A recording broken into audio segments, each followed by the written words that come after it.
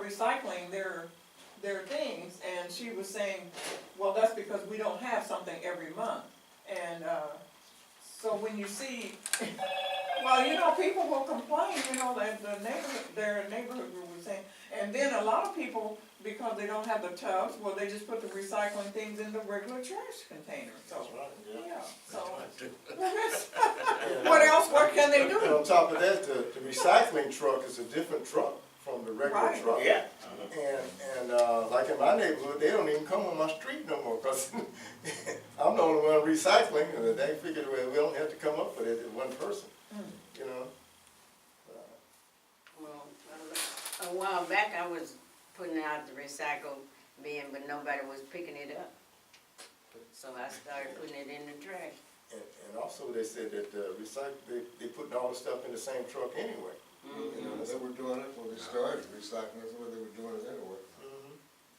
That's what they've been Putting all the doing. plastic stuff in the trash can. That's what they were doing before they started the recycling thing. Before they gave out the green containers. This is something that you really might be interested in, Chester. Well, that's why, you know, I'm thinking, maybe if Kurt was to explain, you know, because we're not, you know, maybe Kurt could, you know, or maybe get a little information together to share with the neighborhoods, because they're not really understanding what recycling is. I'll just ask him, see what he says. I said, but we just go dutifully put our little stuff out there, you know, that's. Okay, I have, okay.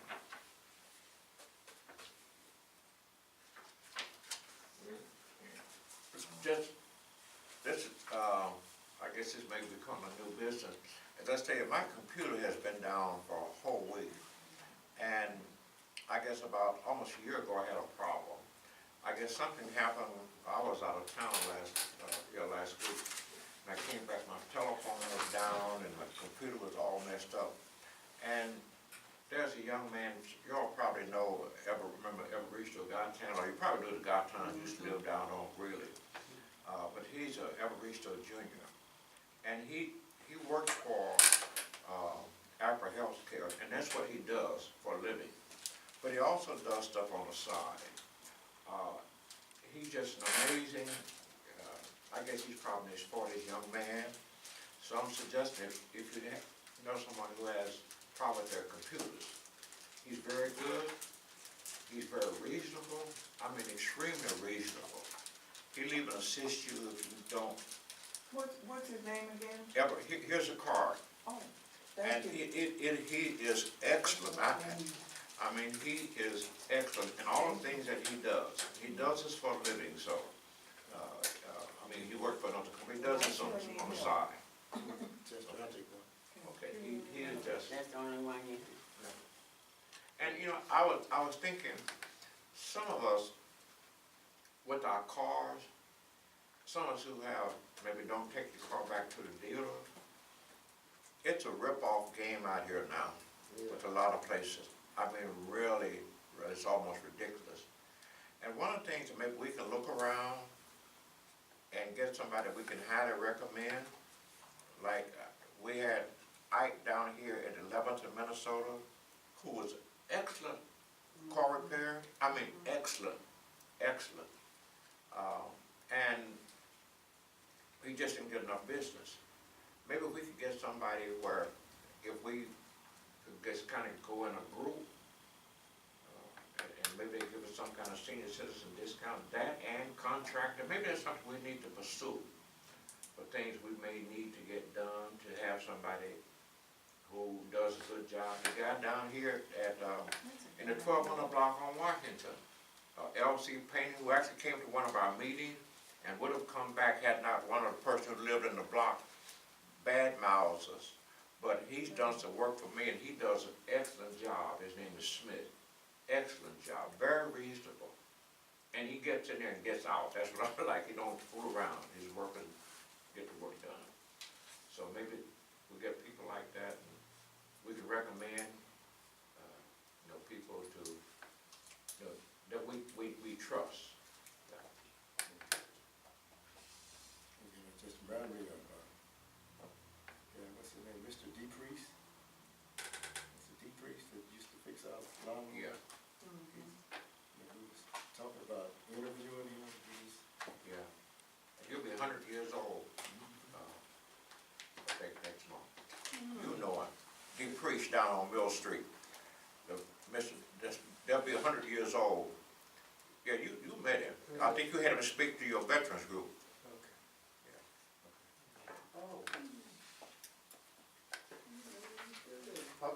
Just speaking of veterans, thank you, by the way, anybody who's a veteran.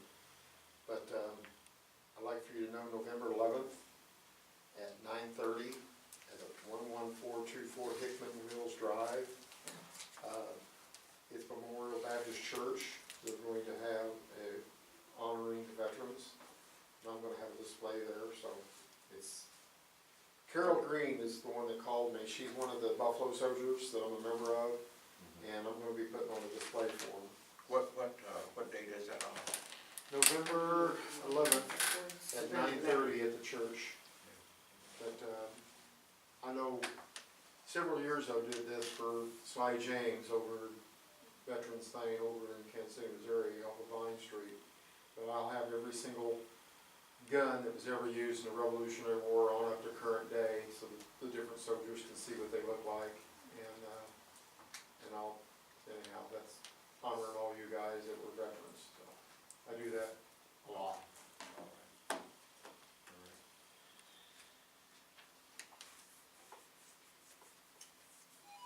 And also, if any of you guys are at all interested, we have a meeting the first Monday of every month at the Westport Flea Market. And we always have a guest speaker who's a veteran that's served our country. And I really admire some of these guys, 90-year-old guys, and some of the stories they tell. It's pretty amazing. What time did you say that was? It's at 9:30. I think I'm the only one doing a display. Carol called me, and I do a lot of stuff at Buffalo Soldiers.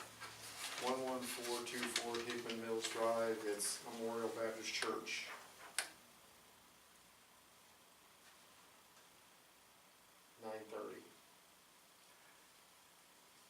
We've got a few vegetables over here on the table. This has been an interesting year for, I've never seen a year like this. And just a few tomatoes, so there are a few of those small tomatoes. We got in on the tail end of tomatoes and squash. So there's a few green tomatoes, so anybody help yourself. If you like fried green tomatoes, there are a few of them over there. So please take all of it. Before we leave, I would like to mention that about the mobile market. The mobile market, a couple of years ago, Matt Klingelman,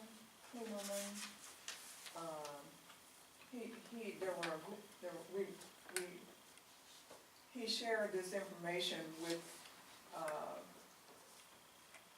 I guess it was with the Livable Neighborhood Board. But anyway, he had a schematic, he had a drawing of this truck.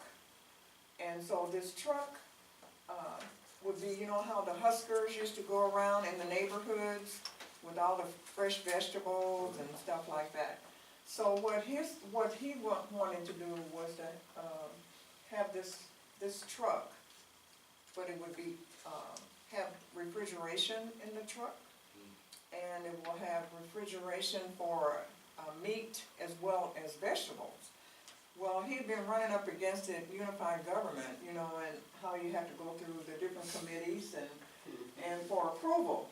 So finally, they have approved this mobile market. And so they're expecting this mobile market to be, to start, you know, going around to the different neighborhoods right after the first of the year. And what they're gonna do is share information with the neighborhood groups so that you will know where they are going to make their stops. You know, like say they may stop at, you know, where a lot of people, you know, can come. And the handicap people, he has it, they have it so, they can come right up to it, like if you're in a wheelchair or something, you don't have to worry about trying to get up and climb any stairs or anything, that you can just walk, come right up to the truck. It's a beautiful thing to see, and, I was excited about when he first started 2 years ago, and I said, well, whatever happened? It's just like it just died. But then, it was in all these different committees at the Unified Government, so we got information, early part of this week, that it is out of all those committees, and it's a go, they have approved it.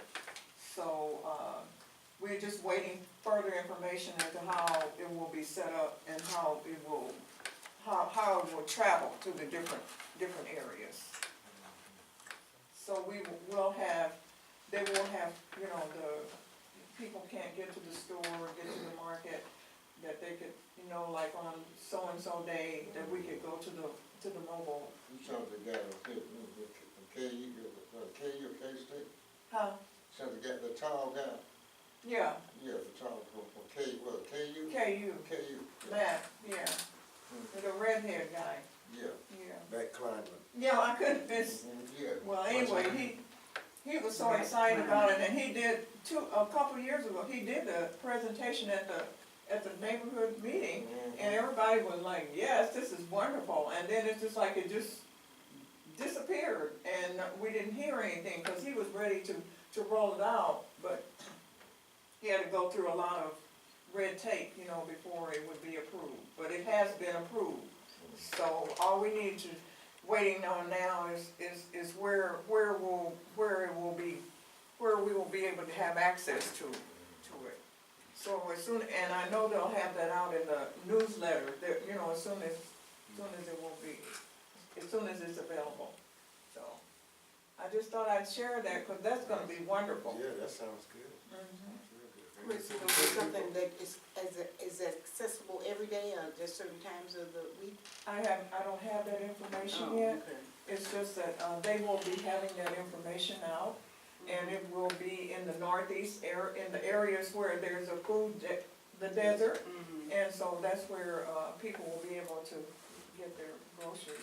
I just found out, I talked to Rosalind earlier, and she said there's supposed to be a meeting this evening talking about the grocery store they're supposed to be putting up on Minnesota. It's on TV.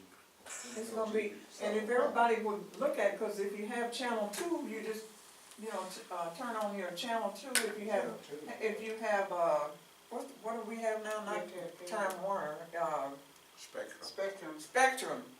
Turn on channel 2 at 7 o'clock, because they're gonna be talking about the grocery store. So, I don't really, it's Where is it whatever. gonna be? Huh? Where's it gonna be? Fifth and Minnesota. Across from the hotel, Fifth and Minnesota. Yeah. across from the hotel. Yeah. Where they gonna put it in the new EPA building?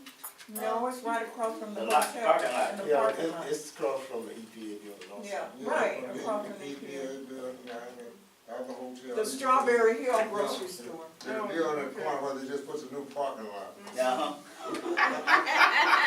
Right. Waste of money. Don't that make sense? Well, you wait, you keep waiting. And we can have the mayor come and speak to that. Charles? And on the 27th of this month, they have a retiree veterans appreciation program. They have it every year, last Saturday of the month, starting at 8 o'clock. Where? You give out information, pick up different things from each. Where is that at? Leavenworth, post. VFW posted number. No, not VFW, the military post, Okay, yeah, okay. Fort level. Fourth Network, Oh, at the fort. Oh, Mhm. okay. Oh, okay. every year. You get some good information, they gonna have something on track here and everything like that. You've been in the museum. At one time, all the muzzle loading guns in that museum were mine. They've got more since then, but I sold them to them years ago. And also, you should have these flyers. It's the candidate meet and greet forum. It's gonna be the 16th of October at the Faith Deliverance Church. And they got a list of the candidates on the budget sheet that's supposed to be showing up. So if you're interested in questioning the candidates and seeing what they got on their agenda or whatever. We have had an opportunity to hear two of them at least, and they've had some real good questions, from Sharice Davis and Ms. Kelly. So, you know, these, it's just, I just wanted to hear some. Hi, Cherie. How she talk? She did very, when she was answering questions, Oh, well, she did real good. Right. It's one interesting thing that I heard yesterday. The Sumner Alumni Committee for the museum, we went and saw Chris Lawler, went to his office and talked to him. And they're all for, the city is all for Right. the museum. So Right. Northeast Historic. It's just a political process. Yes, and Yeah. what he said was they'd give us the property and they'd award it to us, and whenever we get ready to build on it, they'll give us the deeds to it. And he also referred us to Shannon Chris, which is over the KU architect deal, and we went and met with her, and we got set up an appointment with her. But there's also people in the other office down on 803 Armstrong, that's where Shannon Chris is located. And that's where I got these. There's also a couple of other entities in that office. And they were talking about redlining. Everybody know what redlining is. Well, the interest